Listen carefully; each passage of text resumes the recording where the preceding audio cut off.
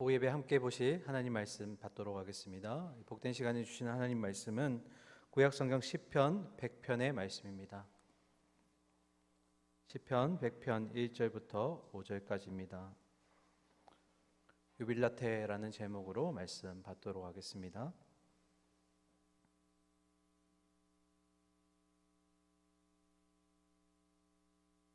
다섯 절의 말씀인데요. 오늘 특별히 추수감사주일로 또 감사의 마음을 담아서 우리 다섯 절의 말씀 합독하도록 하겠습니다. 1절부터 함께 읽겠습니다. 시작. 온 땅이여 여호와께 즐거운 찬송을 부를지어다. 기쁨으로 여호와를 섬기며 노래하면서 그의 앞에 나아갈지어다. 여호와가 우리 하나님이신 줄 너희는 알지어다. 그는 우리를 지으시니요 우리는 그의 것이니 그의 백성이요 그의 기르시는 양이로다.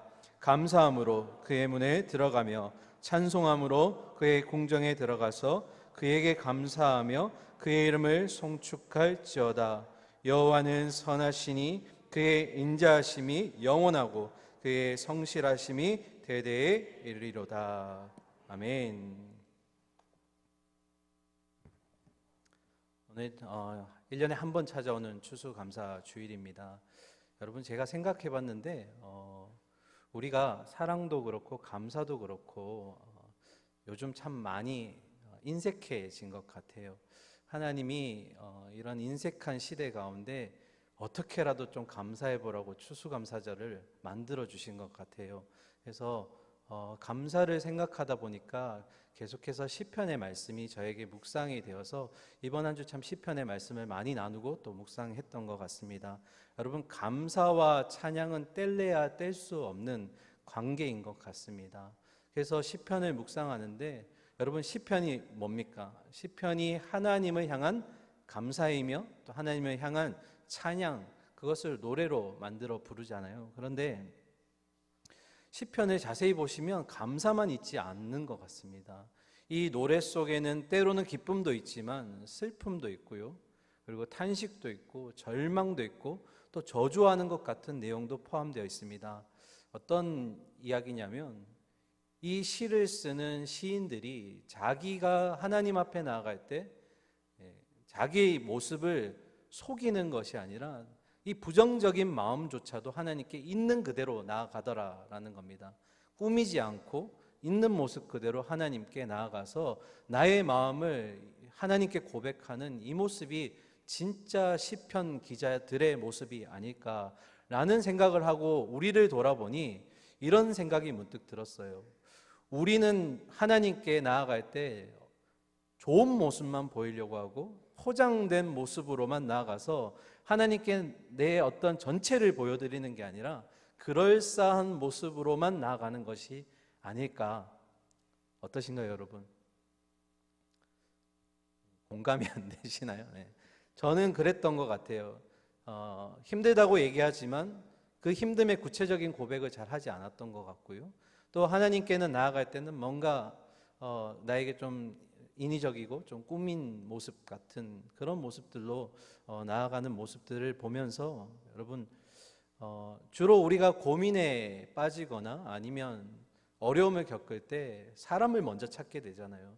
근데 사람들과 그런 내 마음을 나누다 보면 그 사람이 아무리 내 마음을 잘 들어주고 속정이 깊은 사람이라도 그 사람은 내가 아닌 거예요. 그러다 보니까 때로는 기대하고 갔는데 실망할 때도 있고 내가 아니기 때문에 나를 다 이해해 주지 못하고 오히려 부담을 느낄 때도 있고 나는 이 사람이 잘 들어줄 줄 알고 갔는데 오히려 내 삶의 무게가 그 사람에게는 버겁더라는 거죠. 그러면서 오늘 시편 100편을 보게 되니까 그렇구나 라는 생각이 들었어요. 어떤 마음이었냐면 나중에 보시겠지만 나를 만드셨고 나를 가장 잘 아시는 주님이 우리의 그 고백의 대상이 되고 피난처가 되신다는 거죠. 그분은 늘 변함이 없으셨고 우리를 너무나 잘 아시기 때문에 이 우리의 삶의 무게마저도 하나님은 감당해 주실 수 있는 분이시라는 겁니다. 그래서 그래서 또 감사할 수 있구나라는 생각을 하게 되었습니다. 인터넷 기독교 사이트에 보니까 제 이 마음을 대변해 줄 수 있는 글이 있어서 제가 한번 읽어드릴게요. 주님 앞에서는 괜찮은 척 하지 않아도 괜찮아요. 사실은 힘들다고, 실은 너무 슬프다고, 다윗처럼 외롭고 괴롭다고 진실하게 겸손하게 말씀드리며 지금 이 시간 주님께 마음을 드려보세요. 계속 주님께 나아갈 때 주님께서 반드시 회복시키시기 시작하실 겁니다. 주님은 좋으시니까요. 그 모습 그대로 받으시지만 결코 망가진 그 모습 그대로 내버려 두시지 않으시니까요. 이게 우리 주님의 한결같은 성실한 모습인 것 같습니다. 그래서 여러분, 우리가 어려움을 겪든 또 원망하는 마음, 미움이 생기든 간에 가장 먼저 고백해야 될 대상이고 우리의 피난처는 여호와 하나님이신 줄 믿습니다. 그런 마음이 이 시편 가운데 많이 담겨져 있는 것 같습니다. 오늘 특별히 시편 100편의 말씀을 감사주일날 함께 나누는데요. 배경을 조금 생각해 보면 시편 93편부터 시작되어서 100편까지가 공통 주제가 있는데요. 여호와의 주권, 그러니까 하나님이 주인 되시는 권세에 대한 노래이면서 동시에 96편부터 시작하는 100편까지의 찬양은 또 하나의 주제, 우리가 이 믿음의 순례길을 걸어가는 순례자로서 사는데 하나님 앞으로 나아올 것을 지금 시인들이 우리에게 권면하고 있습니다. 그래서 정리해보면 시편 100편의 배경은 이렇습니다. 하나님 앞으로 나아가는 순례자들이 부르는 찬양인데요, 이 시편 93편에서 시작된 이 여호와의 주권에 대한 그 찬양이 이제 100편이 마지막으로 절정 클라이막스에 이르는 지금 지점에 와 있다라는 겁니다. 특별히 시편 100편을 우리가 유빌라테라는 단어로 쓰기도 하는데요, 이 유빌라테 오늘 우리 말씀의 제목이기도 한데요, 뜻이 이렇습니다. 기뻐하다, 환호성을 지르다라는 뜻입니다. 이 영어로 주빌레이트라고 하는데요, 이것에서 파생된 단어가 주빌리라고 해서 여러분 희년이라고 들어보셨죠? 희년. 기쁘리 그래서 년해서 희년인데 성경의 레위기에 보면 25장에 이스라엘이 50년마다 지켰던 해가 바로 희년입니다. 여러분 50년이 되면 이 이스라엘이 세 가지를 하게 되는데요, 첫 번째가 노예되었던 이스라엘 백성들이 자유함을 받게 됩니다. 그리고 또 한 가지, 가난 때문에 빚을 지거나 땅을 팔아야 했던 이스라엘 백성들이 다시 그 빚을 탕감받거나 돌려받게 되고요, 마지막으로 희년에는 모두가 안식하기 때문에 땅도 안식하게 됩니다. 그래서 이 희년을 우리는 여호와의 은혜의 해라고 부르기도 하고요, 자유의 해라고 부르기도 합니다. 한편 이 희년은 여러분 예수 그리스도의 그 복음 사역을 예표해주는 아주 중요한 해이기도 합니다. 왜냐하면 여러분 들어보시니까 어떠세요? 가난한 자도 자유하게 되죠. 종노릇했던 자도 또 땅도 모두가 자유함과 해방을 얻는 날이죠. 하늘에 계셨던 하나님께서 그 예수님 통해서 이 땅에 보내셔서 우리에게, 죄인이었던 우리에게 자유함을 주셨고 종으로부터 해방되게 하셨던 그 모습을 이 희년 속에 담겨주게 하셨다라는 겁니다. 그런데 제가 곰곰이 생각해 봤어요. 여러분도 한번 생각해 보셨으면 좋겠는데요, 여러분 살아가시면서 이 유빌라테, 기뻐 환호성을 지를 일이 여러분에게 최근에 언제 있으셨나요? 그냥 기쁘다 뭐 이 정도가 아니라 와 막 이러면서 소리 지르시면서 막 이렇게 감탄하고 막 하셨던 적 있으신가요? 최근에? 있으세요? 그러면 감사하죠. 저는 찾아보니까 잘 없었던 것 같아요. 그냥 조금 어느 정도 기뻤던 것 같고 조금 어느 정도 뭐 감사했던 것 같고, 특별히 예배에 나오는 우리의 마음 가운데 이런 유빌라테의 마음, 기뻐하고 환호성하는 이런 예배의 마음이 있어야 되는데 여러분 어떠신가요? 지금 딱 표정을 보면 이런 마음이에요. 한 주간의 삶에서 쌓인 피곤함과 지침과 이제 좀 집에 가고 싶은데 그래도 예배는 드려야지 하는 마음, 이런 마음이 더 앞선다라는 거죠. 그래서 예배를 드릴 때 막 기쁨과 환호성이 아니라 아이고 예배 드려야지, 예배는 빠지면 안 되지, 이런 마음이 우리가 드릴 때가 더 많다라는 거죠. 그래서 문제 중에 문제입니다, 사실. 왜냐하면 예배야말로 정말 우리가 드릴 수 있는 최고의 하나님을 향해 드릴 수 있는 그런 찬양이며 또 감사의 그런 표현인데 아이고 예배라도 드려야지 이런 마음으로 온다는 건 사실 우리에게 있어서 좀 하나님이 기뻐하시지 못할 그런 모습이 아닐까. 그래서 사실은 제가 오후 시간인데요, 잠도 깰 겸 우리가 같이 환호성을 한번 질러볼까요? 막 이렇게 얘기하고 싶었어요.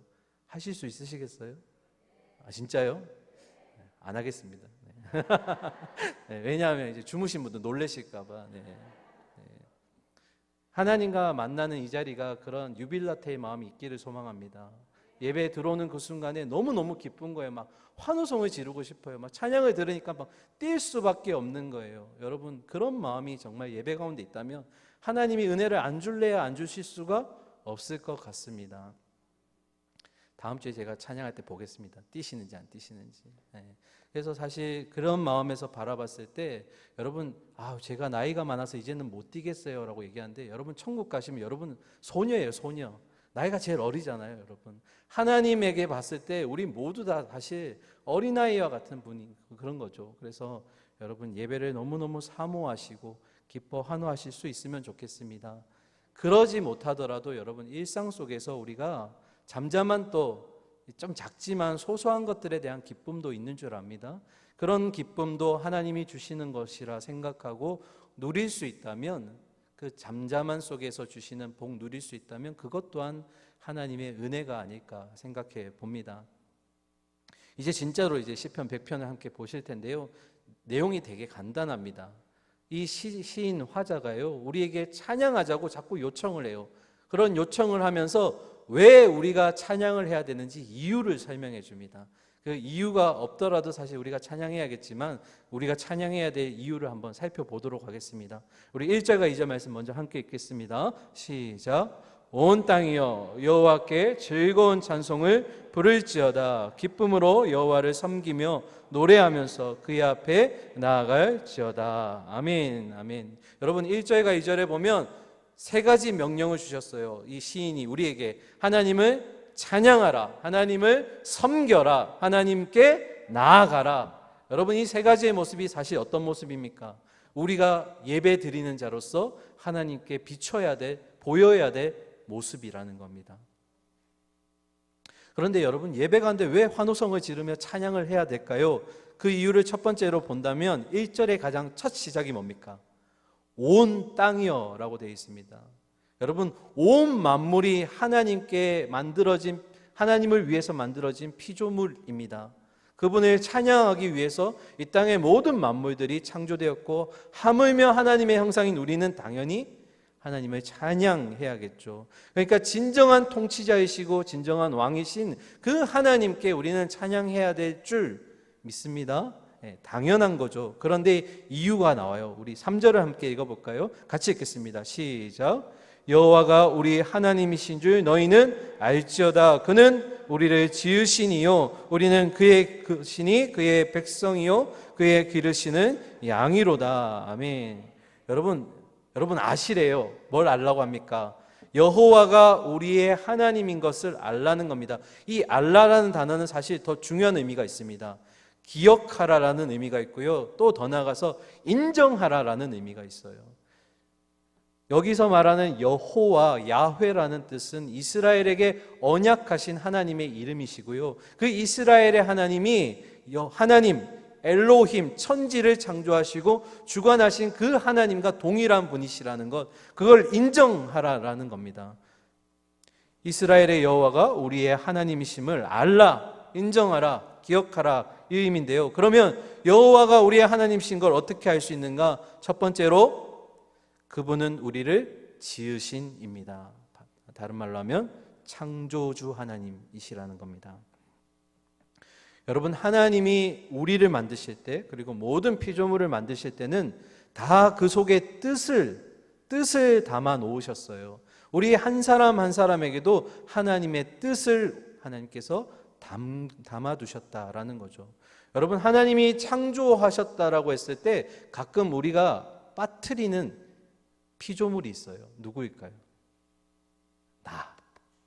내가 빠질 때가 있어요. 이 땅의 모든 만물을 창조하신 그 하나님, 이렇게 얘기할 때 잠깐 나를 까먹을 때가 있어요.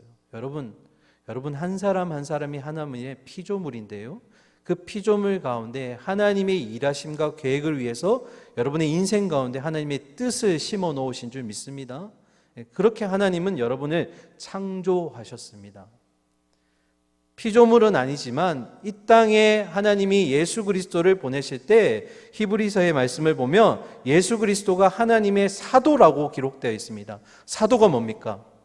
보내심을 받은 자, 그 하나님의 목적과 뜻을 이루기 위해서 보내심을 받은 사도가 바로 예수님이시라는 겁니다.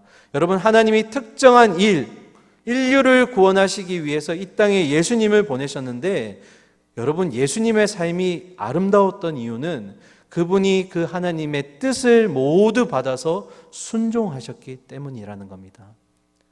우리의 인생의 롤 모델이 누구일까요? 바로 예수 그리스도입니다. 그 의미는 어떤 의미냐면, 예수 그리스도의 삶이 윤택했고 정말로 아름다울 수 있었던 것이 하나님의 뜻에 순종했고 그분의 뜻을 이 땅 가운데 들어드리기 위해 애쓰고 노력하셨기 때문인데요. 그렇다면 우리는요, 우리의 삶이 아름다워지려면, 우리의 삶이 윤택해지려면 어떻게 해야 될까요? 물질이 많으면 될까요? 자녀가 많으면 될까요? 아니요. 하나님의 날 향한 뜻을 깨닫고 그 뜻에 순종할 때 우리의 삶이 예수님처럼 더욱 아름다워질 줄 믿습니다. 우리는 그렇게 삶의 진짜 가치를 알고 아름답게 살아가야 한다는 거죠. 두 번째로, 우리가 여호와 하나님이 우리의 하나님이신 것을 알 수 있는 이유는 바로 두 번째, 우리는 그의 것이고 그의 백성이며 그의 기르시는 양이시다. 이 의미는 바로 섭리하시는 하나님, 또 다른 말로 하면 우리를 돌보시는 하나님이시라는 겁니다. 여러분, 하나님이 우리를 빚어내시고 창조하신 후에 다 만드시고 나서, 자, 이제 다 만들었으니까 이제 나머지 삶은 너네가 알아서 살아, 이렇게 하셨어요? 그렇지 않죠. 우리의 일거수일투족 가운데 하나님의 그 길에서 벗어나지 않게 하기 위해서 계속해서 손을 뻗고 계시고 함께 가고 계신 줄 믿습니다. 그래서 하나님이 우리의 그런 세세한 부분까지 손길이 닿지 않는 것이 없으신 거예요. 그래서 3절을 이렇게 우리의 말로 번역하면 기억하라, 인정하라, 나를 창조하신 분도 또 나를 돌보시는 분도 하나님이심을 여러분 인정하셔야 됩니다. 기억하셔야 됩니다. 그래서 1절과 2절, 3절을 우리가 다시 한번 요약해 보면 1절과 2절은 찬양하라, 이 땅의 진정한 주인이시고 왕이신 하나님을, 3절은 기억하라 또는 인정하라, 나를 창조하시고 돌보시는 하나님을 이라는 의미입니다. 여러분, 이 두 사실을 우리가 기억하고 또 신뢰할 수 있다면 저는 감히 여러분에게 우리의 스스로에 대한 자존감이 달라질 거라고 생각합니다. 왜 그럴까요? 여러분, 세상 속에서 살아가는 우리 세상 사람들을 보면 자존감, 정체성을 세상 가운데서 찾으려고 해요. 나의 이름이 기억되기를 원하고 또 내가 어떤 유명해지기를 원하고 그런 대세를 따라가면서 내가 좀 윤택해지기를 원하는 그런 모습들. 하지만 여러분, 우리가 꼭 기억해야 될 것은 우리의 자존감은 어디서 발견돼야 될까요? 우리의 정체성은 어디서 발견돼야 될까요? 하나님 안에서 나를 만드셨고 나를 또 지금 이끌고 계시는 그 하나님 속에서 우리의 자존감을 찾아야 될 줄 믿습니다. 세상에서 봤을 때 우리는 별 유명하지도 않고 영향력도 없는 사람같이 보일 수 있지만 하나님 앞에서 여러분은 굉장히 중요한 존재입니다. 왜요? 예수 그리스도의 피값으로 여러분이 사셨잖아요. 너무너무 중요하죠. 그런데 우리가 우리의 몸을 함부로 다루고 우리의 마음을 마음대로 하고 우리의 삶을 우리에게 원하는 대로 살아가는 건 사실 합당하지 않죠. 여러분, 우리가 흔히 주일학교 때 그런 얘기하죠. 우리의 가치는 바로 예수님 짜리인 줄 믿습니다. 우리는 그런 귀한 가치들이에요. 세상은 알 수 없죠. 그 귀한 가치를 잘 모릅니다. 하지만 여러분은 예수 그리스도의 보혈로 살아가고 계시고 그 천국을 열쇠로 받으신 줄 믿습니다. 그걸 기억한다면 우리의 자존감은 저 하늘에 있는 줄 믿습니다. 결코 우리를 너무 낮게 평가하지 마십시오. 그래서 에베소서 2장 10절은 우리는 하나님이 그리스도 예수 안에서 그분의 선한 일을 위하여 창조된 하나님의 걸작품이라고 얘기합니다. 여러분, 앞뒤 좌우에 우리 인사 한번 하겠습니다. 당신은 하나님의 걸작품이십니다. 반대쪽 인사 안 하신 분들께 한번 더 하겠습니다. 당신은 하나님의 걸작품입니다. 아니, 걸작품을 향해서 보시는데 눈이 다 왜 이러세요? 네. 웃으면서 좀, 네. 정말 아름다운 걸작품들이잖아요. 그죠? 하나님이 빚으셨고, 하나님께 그 자존감과 정체성을 가지고 있는 우리 하나님이 만드신 최고의 걸작품인 줄 믿습니다. 집에 가셔서 남편에게 꼭 해주세요. 뭐라고요? 당신은 그렇게 해주셔야 돼요.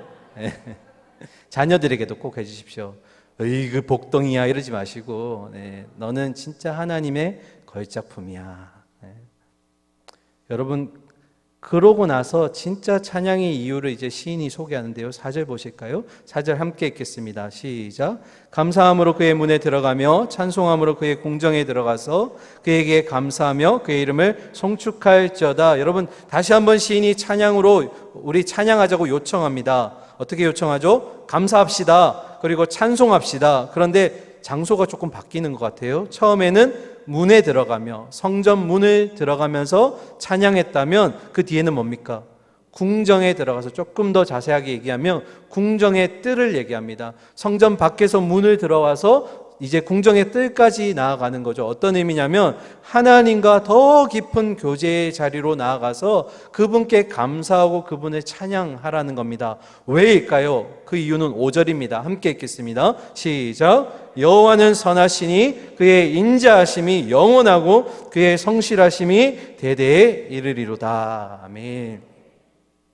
5절에 아쉽게도 접속사 하나가 생략됐어요. 왜냐하면 여호와는 선하시고요. 왜냐하면 그의 인자하심이 영원하시고 왜냐하면 그의 성실하심이 대대에 이른다라는 것입니다. 이것이 우리가 찬양해야 될 이유인데요. 첫 번째, 여호와가 왜 선하신가? 그분이 우리에게 가장 좋은 것을 베풀어 주시기 때문입니다.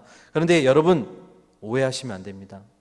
가장 좋은 것은 자녀된 우리의 입장에서 좋아 보이는 것이 아니라 아버지이신 하나님이 우리를 바라봤을 때 지원이 이 녀석한테 가장 잘 어울리는 것, 아버지로서 자녀에게 주시고자 하는 최고의 좋은 것을 주신다라는 겁니다. 실망하셨나요? 아니죠. 여러분, 제가 몇 번의 예를 들어드렸는데요.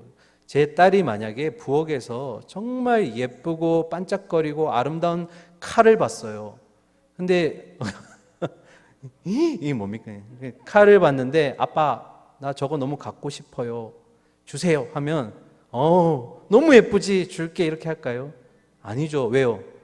자녀의 입장에서는 너무나 예쁘고 갖고 싶을지 모르지만 아버지는 알잖아요. 그걸 갖고 놀다가 찌르기라도 하고 막 몸에 상처를 입으면 안 된다. 그러니까 이 선하시다라는 것은 아버지께서 우리의 인생을 바라볼 때 가장 최고의 때, 가장 최고의 선물, 아버지께서 주고자 하는 최고의 것을 주신다라는 겁니다. 그래서 그분은 선하신 분이십니다. 그런데 그 선하심이 어떻게 드러나냐면 첫 번째, 인자하심으로 드러나요. 이 인자가 우리가 잘 아는 헤세드입니다. 이 헤세드 인자가 뭐냐면 언약을 맺은 백성을 향한 하나님의 변함없는 사랑하심과 은혜라는 겁니다. 언약을 맺은 백성들은 여러분 이스라엘 백성들이잖아요. 구약에 보면 이 언약을 맺은 백성들이 언약 백성답게 살지 못해요. 계속 하나님을 향해서 배신하고 하나님을 아프게 하고 죄를 범하고, 근데 이 언약이 깨어졌나요? 깨어지지 않았나요? 깨어지지 않았어요. 왜요? 이 언약을 체결하신 분이 누구시기 때문에요? 하나님이시기 때문에. 여러분, 우리가 언약 때문에 우리의 인생이 우리가 마음대로 하더라도 깨어지지 않는 이유는 우리 때문이 아닌 거예요. 왜요? 하나님이 그 언약을 체결하셨기 때문에 그 하나님이 우리가 죄를 범해도 잘못을 지어도 우리를 용서하시고 긍휼을 베푸신다라는 겁니다. 하나님께 그 이유가 있다라는 거죠. 그런 하나님의 사랑하심이 인자로, 은혜로 드러난다라는 겁니다. 두 번째로 성실하심입니다. 여러분, 이 성실이 사람에게로 향하면 믿음으로 해석되지만 여호와 하나님께로 향하게 되면 어제도 변함없으셨고 오늘도 변함없으시며 이제 앞으로도 동일하신 그 하나님을 향한 신실함을 이 바로 성실로 해석하게 됩니다. 여러분, 그의 인자하심이 영원하고 그의 성실하심이 대대에 이르리로다라는 것은 하나님의 존재가 변함없으시고 그리고 하나님의 그 약속한 백성을 향한 사랑도 변함이 없다라는 겁니다. 여러분, 날 향한 하나님의 사랑이 어제도 오늘도 내일도 변함없는 줄 믿습니다. 그 사랑은 순례길을 마치는 그 끝까지, 아니요, 그 사랑 끝까지, 그 우리의 천국에 임하는 그 이후에도 계속되는 줄 믿습니다. 여러분, 믿음, 소망, 사랑 중에 사랑이 최고라고 했던 이유가 뭘까요? 믿음은 나중에 완성이 되죠. 소망도 완성이 됩니다. 근데 사랑은요, 천국 가서도 그 사랑은 더 풍성해지는 거예요. 그런 의미에서 사랑이 최고라는 겁니다. 그러니까 하나님의 사랑은 이 땅에서도 여전히 우리를 향하고 있지만 저 천국에 갔을 때도 하나님과 우리 사이는 뭘로 연결되어 있을까요? 이 사랑의 관계로 연결되어 있답니다. 그러니까 하나님은 사랑이시고 그 사랑이 우리에게 정말 끝까지 영원까지 베풀어진다라는 겁니다. 믿으시죠? 네. 우리의 사랑은 끝까지 한결 같으실 겁니다. 그래서 여러분, 찬송가 135장의 가사를 보면 어저께나 오늘이나 영원 무궁히 한결같은 주 예수께 우리는 뭐 할까요? 찬양할 수밖에 없는 거예요. 감사할 수밖에 없는 겁니다. 여러분, 특별히 이 고백에 있어서 오해하지 않으셨으면 하는 거 있습니다. 뭐냐면 하나님을 믿는다고 해서 우리에게 고난이 찾아오지 않거나 어려움이 비껴가지 않는다라는 겁니다. 어려움 찾아오겠죠. 고난이 찾아올 겁니다. 하지만 여러분, 언약의 백성인 우리이기 때문에 하나님은 그 고난 가운데도 마침내 우리가 순례의 길을 완주할 수 있도록, 그 상급의 면류관을 받으실 수 있도록 데려가실 줄 믿습니다. 그래서 여러분, 제가 너무 감사했던 게 뭐냐면 하나님이 우리를 너무나 잘 아셔서 그 길에서 이탈할까 봐 성령님 보내주셔서 동행까지 하게 하셨어요. 그러니까 순례자가 처음 걸어갈 때도 힘주셨지만 걸어가는 그 순간순간마다도 하나님이 함께 하시면서 힘을 주신다라는 거예요. 그 힘이 어디까지 간다고요? 순례를 마칠 때까지, 끝까지. 그래서 여러분, 시편 100편을 제가 정리해 보니까 이런 고백이 나왔는데요, 우리 함께 고백하는 마음으로 읽어봤으면 좋겠습니다. 함께 읽겠습니다. 시작. 나를 창조하시고 나의 길을 인도하시는 하나님, 영원하신 하나님의 존재와 변함없는 하나님의 사랑이 고난 중에 있는 나를 다시 일으켜 세우시고 하나님께 감사와 찬양으로 나아가게 합니다. 할렐루야. 아멘. 고난도 있겠죠. 어려움도 있겠죠. 그러나 변함없으신 그 하나님과 그 하나님의 사랑이 우리의 마지막까지 우리를 이끌고 갈 줄 믿습니다. 여러분, 이 믿음의 고백이 이루어질 수 있다면 저는 감히 우리가 이 두 가지의 내용들을 잘 지켜낼 수 있을 거라 생각합니다. 어떤 거냐면, 첫 번째, 내 앞에 일어나는 수많은 어려움들과 문제들 앞에서 일희일비하지 않는다라는 거예요. 그 문제가 크든 작든, 왜요? 그 문제가 때가 되면 또 지나갈 거기 때문에 하나님이 해결해 주실 거라고 믿기 때문이죠. 하나님이 당연히 약속하셨잖아요.